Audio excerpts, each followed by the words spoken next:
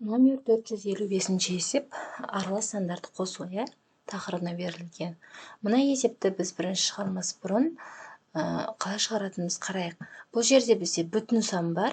Сол себепті бүтін сан мен жай бөлшек аралас болғандықтан бізде аралас сан деп аталынады. Енді бұны шығару үшін біз жай ғана бүтініне аралас жай бөлшекті қоса саламыз. Ол деген сөз, сонда 3-ке 7-тен 1-ді қоссақ, 3 бүтін 7-тен 1 деген жауап шығады. Келесі, бүтінге бүтінді қосамыз. Аралас сандарды қосқанда бүтінге бүтін. 9-ға 23-ді қосамыз. Сонда бізде 32 болады.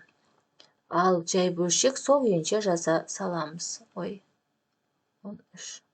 Келесі, мына жерде бүтінге бүтінді қосамыз. 8 бүтін 16 кәдімгі жай бөлшекті қалай қостық, дәл солай жазылады, яғни бүтін бөлімі сақталынады.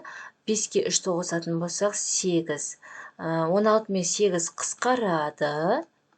8-ге қысқарады, яғни 8-ге бөлінеді деген сөз. 8-ді 8-ге бөлсек 1, 16-ны 8-ге бөлсек, ол әрине бізде 2. Келесі, мына жерде бүтін санға бүтін санды қосамыз. Ол бізде, кешірім сұраймын.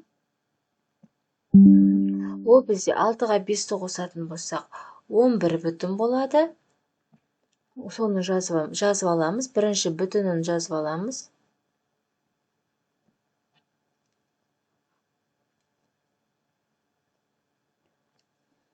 Бүтіні 11 бүтін. Не болды? 11 бүтін болады. 9-дан 2 сол күйінше сақталынатын болады. Келесі 4 бүтінге 2 бүтінді қосып аламыз. 6 бүтін бөлімі сақталады, алымдары қосылады.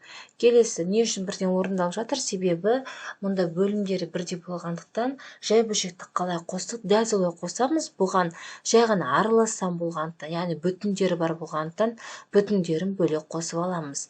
Мына жерде 2 бүтін мен 8 бүтінді бірінші қосып аламыз. Бөлімі сақталады. Алымы 15-ке 5-ті қоссақ 20, әрмен қарап 2-ге қысқартып жіберулеріңізге болады. Келесі 4 бүтінге 5 бүтінді қоссақ, ол бізде 9 бүтін, 10-нан 9 сол күйінше жазылатын болады. Келесі 10 бүтінге 8 бүтінді қоссақ, 18 бүтін, 13 сақталады. 9-ға 3-ті қосатын болсақ, 12 дәл осылай жазылады. Келесі 5-ке 4-ті қоссақ, 9, бөлімі 40 сақталады. Алымы 29-ға 31-ді қосамыз. 10 бір ойда, 3-ке 2, 5, ойдағымен 6, 60 болады. 10 қысқарады. Және бұл бізде бұрыс бөлшек болып тұр. Аралас сан, бірақ бұрыс бөлшек болып тұр. 0-дерін қысқартып жіберетін болсақ, 9 бүтін 4-тен 6 болады. Алымы үлкен болып қалғандықтан 6-ны 4-ке бөлем.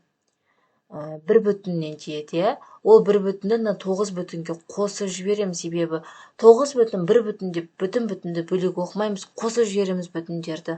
Сонда 10 бүтін 4-тен қалдық, 2 қалады, 2.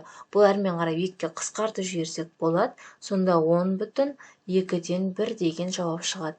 Дәл осылай оп-оңай шығара салуға болады.